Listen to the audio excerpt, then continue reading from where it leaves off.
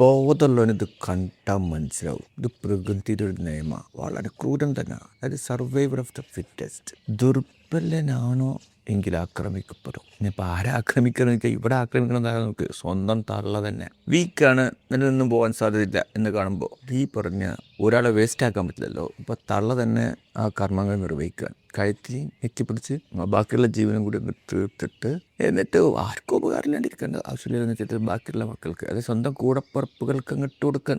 ഇത് കണ്ട് മനുഷ്യരും മനസ്സിലാക്കണം, അതാരും കുറ്റം പറഞ്ഞിട്ട് കാര്യമില്ല. പ്രകൃതി തന്നെ സ്വന്തം മടിത്തട്ടിൽ നമ്മളെ പ്രകൃതിയുടെ മക്കളാണല്ലോ. ഇവിടെ നമുക്ക് നിലനിന്ന് പോകാൻ കഴിയില്ല എന്ന് തോന്നുമ്പോൾ പ്രകൃതി തന്നെ നമുക്ക് എതിരാവും. നമ്മളിവിടുന്ന് ഇല്ലാതാക്കി ഉപയോഗപ്പെടുന്ന സ്ഥലം കലിയാക്കാനുള്ള പരിപാടി തുടങ്ങും. അതുകൊണ്ട് നമുക്ക് ജീവിതശൈലി രോഗങ്ങളൊക്കെ തുടങ്ങുന്നത്.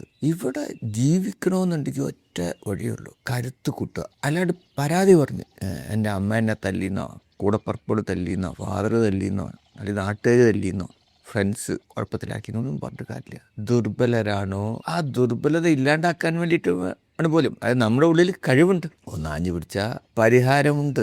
അത് പ്രയോഗിപ്പിക്കാൻ വേണ്ടിയിട്ട്, അതായത് നമ്മുടെ ഉള്ളിലെ കരുത്തുകൾ നമ്മളെ കൊണ്ട് തന്നെ കണ്ടുപിടിപ്പിക്കാൻ വേണ്ടിയിട്ട് നമ്മളെ പ്രശ്നത്തിലേക്ക് തള്ളിവിട്ടിട്ട് അവിടെ ഇതുപോലെ ഉപദ്രവങ്ങളുടെ ആ കാഠിന്യ നിമിത്തമെങ്കിലും നമ്മളൊന്ന് ചട്ടകുടഞ്ഞ് കഴിഞ്ഞിട്ട് നമ്മുടെ സ്വന്തം കരുത്തേക്ക് എത്തിയാലോ എത്താൻ കഴിവുണ്ട്. പക്ഷെ അവിടെ മനസ്സിലൊരു പ്രതീക്ഷ വരണ്ടേ, തോന്നണ്ടേ. ആ തോന്നൽ വരുത്താൻ പറ്റിയണ്ടല്ലോ.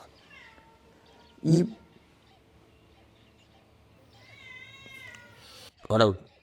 നമ്മുടെ വീഡിയോ എടുക്കുന്നുണ്ടില്ല ചേട്ടാ, ഞാനൊരു കാര്യം പറയാമെന്ന് വിചാരിച്ചപ്പോൾ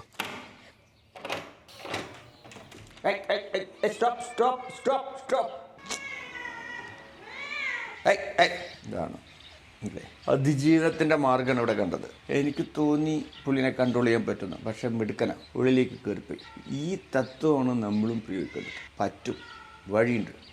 ഇത് അവിടെ കരയുന്ന പൂച്ചയ്ക്ക് പാലുള്ളൊന്നും കേട്ടില്ലേ, അവിടെ നീ ഡിസ്റ്റർബ് ചെയ്തുകൊണ്ടേയിരിക്കും. എന്തെങ്കിലും ഒന്ന് കൊടുത്താൽ മാത്രമേ അത് ഒതുങ്ങുള്ളൂ എന്ന പോലെ പ്രകൃതി നിയമത്തിന് അനുസൃതമായി മുന്നോട്ട് പോയാൽ മാത്രമേ നമുക്ക് നിലനിൽക്കാൻ പറ്റുള്ളൂ.